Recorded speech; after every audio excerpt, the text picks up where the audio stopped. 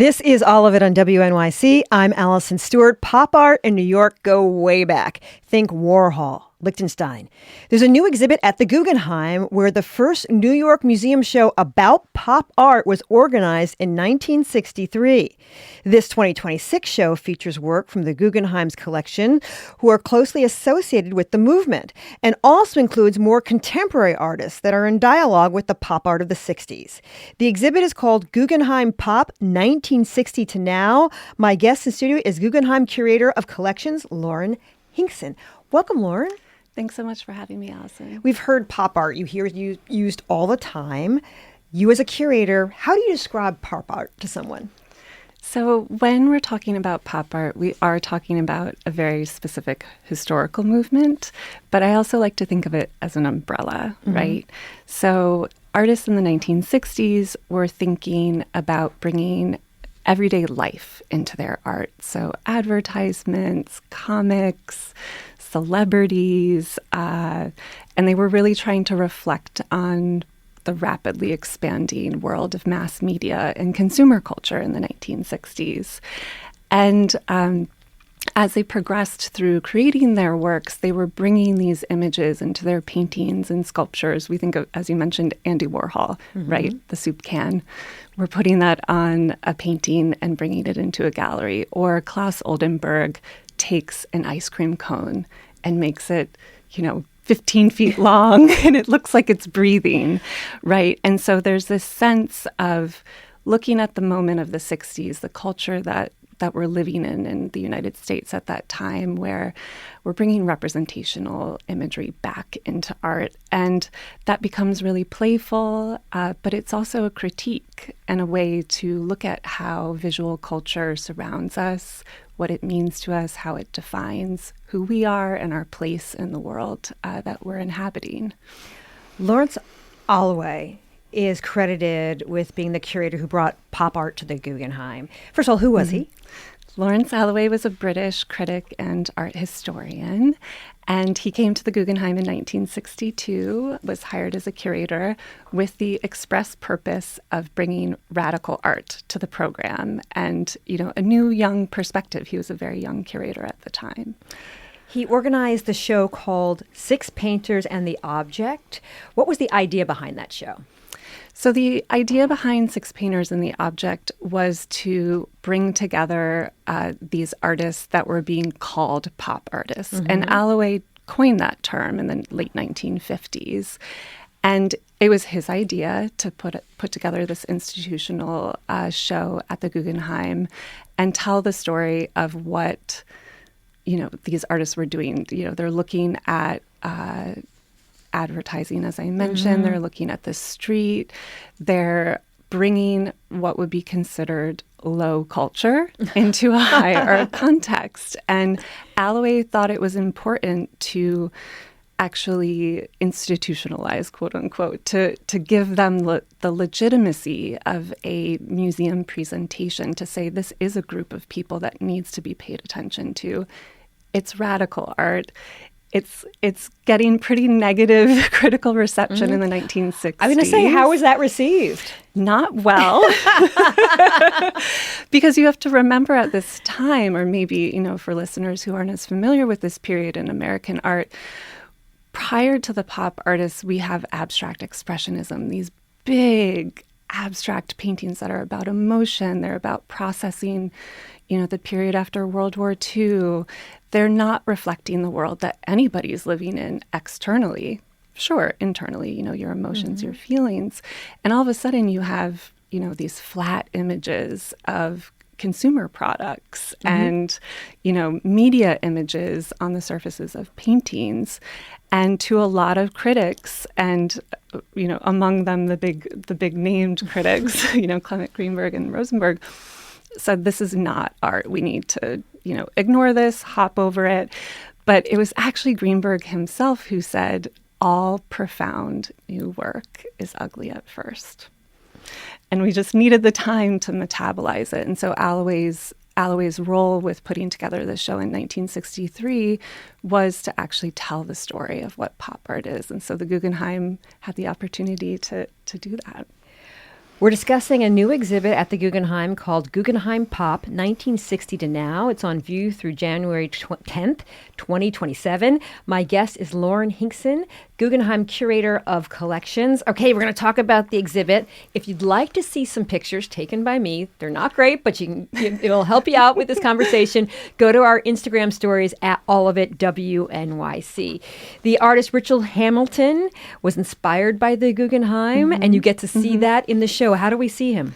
Yes, so Richard Hamilton was a British artist, and he actually saw a postcard of the Guggenheim and decided to create these three-dimensional replicas of the Guggenheim at a kind of larger scale and serially produce them. So we have 3 on view in the exhibition. And so you actually have the Guggenheim inside the Guggenheim, a little meta moment. And what's interesting is this idea of repetition really reflects the approach that a lot of pop artists took at that time. You know, they're using the tools of mass media, screen printing, accumulation of images to talk about the structures and systems that were around people at that moment. And so that's what Hamilton was doing. And Warhol was another artist who used those tools and that strategy in his art. And we have an incredible work in the show called Orange Disaster No. 5. And it's this large, extraordinary orange painting with imagery of an electric chair from Sing Sing, the prison when we still had capital punishment in New York. And it's a really powerful painting to see in person if you know what that image is, right? But what's fascinating about looking at pop art historically in a contemporary context is not everyone knows what these images are and works are, right? We have Oldenburg's soft pay telephone in the show too. Pay telephones are not common anymore. Yeah. What's interesting about the Warhol piece, if I can interrupt for a moment, is the word silence. Yes. Is in the corner, and it must be reproduced how many times? Like 12 times. And you, as you look at the electric chair, but then you realize it says silence over and over again, which is really meaningful when you sit back and think about it. Yes, because then in the 60s, you're beginning to live in a saturated world of image culture, right? Now we're used to it. We're constantly bombarded with images, but Warhol recognized at the start of that media environment that type of exposure would desensitize you to what the image actually meant. And so by putting it in this large-scale painting, he's slowing you down. He's telling you to read it like you just did. You took a moment, you saw the detail, and you metabolize that. And it was interesting when the show was first opening, on opening day, actually, we had a children's group, a school group come in. And the educators, we were still working on installing another work at the other end of the gallery. The educators sat the kids in front of Orange Disaster. And I thought, oh, this will be interesting to see how they frame this image. They didn't even talk about the image itself of the electric chair. They didn't identify it. They asked the children what they saw. Oh, that's interesting. Because it wasn't legible to them as an electric chair because that image doesn't circulate in our culture in 2026 in the same way it did in the 1950s and 60s, especially around the subject that the painting is addressing. And there's a little boy who said, they asked, what do you feel when you look at this? And he said, I feel shy. And I think that chair is lonely. Wow. And it was so powerful because he got it. He understood the power of that image without even knowing what the subject was. And I think that's what pop culture and pop art does. We need to have kids in museums more. That's an amazing story. Yes. You have on your shirt a very lovely pin. Would you please explain people what you're wearing? It's an unauthorized pin. I will do a preamble. But it is a enamel banana with a piece of actual duct tape taped over it that my wonderful colleague Eliza Stoner at the museum made for all of us who are working on the show. And that is because there is a piece called Comedian and people may have seen it. It's a banana taped to a wall. Yes. Why does that piece belong in this show? So Maurizio's piece belongs in the show because it's actually doing everything that we've been discussing about pop art, right? It's the radical gesture. it's the relationship with image circulation, with commerce, with what does it mean to even be art? What is art, right? And he's taking a banana, he's putting it on the wall with a piece of duct tape. It's a conceptual gesture, but it has all these different histories and touch points. I learned recently that bananas became very common in the 1860s in New York, and people ate them, a lot of them, and threw the banana peel onto the ground, and people would slip and fall. And so newspapers would cover, oh my gosh, people are falling because everyone's eating bananas. And then a few decades later, Charlie Chaplin puts the banana slip in a film, and it becomes this comedic gesture. And so over time, we have these moments of, laughter, but also recognition that we have a visual culture that we're living in, and it has a power to influence us. And we need to understand how we see ourselves within that world around us. And Maurizio is, engaging us and encouraging us and inviting us to have a little fun. Someone on this team, when is that for Halloween? Amazing. A white shirt and had a banana taped to him. Amazing. Amazing. And it's great with Duchamp on show too right now at MoMA because it's the gesture, right? We're discussing a new exhibit at the Guggenheim called Guggenheim Pop 1960 to now. My guest is Lauren Hinkson, Guggenheim Curator of Collections. Let's talk about the Klaus Oldenburg piece, the giant piece, Soft Shuttercock. Now that originally, when it was displayed, was displayed over the rotunda. Now it's displayed very differently. Explain to folks how it is displayed. Excuse me. Sure. So when it was first shown in 1995, it was actually made for the Guggenheim's rotunda. So it's a shuttlecock from the game badminton. And it's giant too, by the way. It's huge. Each feather, there are 9 feathers. Each feather is 20 feet long. Okay. So to start. Put that in your brain. To start. It takes a rigging team a few weeks to install it. But what was exciting about showing this work again in the exhibition that we have on view is because it's a soft sculpture. And that's another kind of important thing to describe. These are not hard feathers. The 20-foot-long feather is pliant. It's filled with foam. It's made out of fabric. When you pick it up, it droops, even though it weighs 400 pounds. When we rig it up, it droops, it twists. It's responding to the environment. And so when we moved it from its original intended place in the rotunda into the gallery, we wanted to create a sense of the uncanniness of this object, right? It's huge. It's strange. It shouldn't be that size. You have to walk around it and back away from it to even see the entire thing.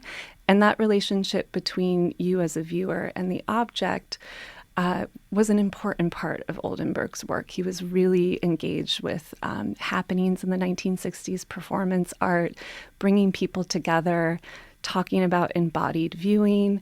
But he's also interested in how these objects live, how they have a sense of presence. And if they're living, then they have a history.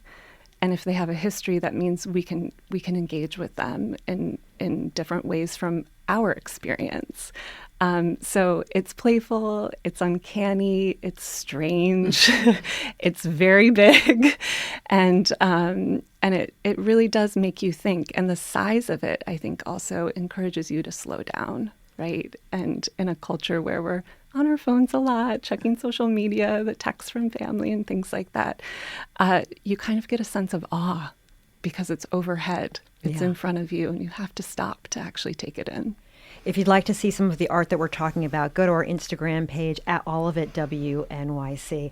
I want to talk about Kusama. Mm-hmm. You have a box that people stand in line for a long time, and they go inside the box. What happens inside the box? So inside the box is a mirrored room, and hanging from the ceiling are little orbs, and they light up and flicker and change color over time. It's a brief experience. It's only 60 seconds. So as much as I'm encouraging people to slow down, you do only have a minute in the Infinity Room. But what's fascinating is, we're talking about this moment in New York and the media culture and all of these artists reflecting the world around them. And they're talking about advertising and images of everyday objects. And Kusama, in her contribution, which she was an important figure in pop art, she was an important figure in performance art, she influenced all of them. Mm-hmm. Andy Warhol, Oldenburg, she was the core, kind of radiating out. But she was looking up and out to the cosmos and also interior, too, into the soul, and trying to get people to connect both with something very distant and something very close to us. And so you have this experience where you can see yourself located in this universe that she's created in the box. And it's really profound because it does, again, make you reflect on your place, your the image of oneself in the way we're connected through art and through these big ideas that they're all addressing. In our last moment, is there any other piece that you'd like people to pay attention to when they go to the Guggenheim? Well, I would love to share that tomorrow the second part of the exhibition is opening. That's all contemporary artists. There's 18 artists on view, all recently acquired to the Guggenheim's collection. And we're looking at how contemporary practitioners are grappling with pop art as a strategy. So I encourage everyone to come and see that part of the show in addition to the classic pop art works. The name of the show is Guggenheim Pop 1960 to Now. I've been speaking with curator Lauren Hinkson. Thank you so much for coming in. Thank you.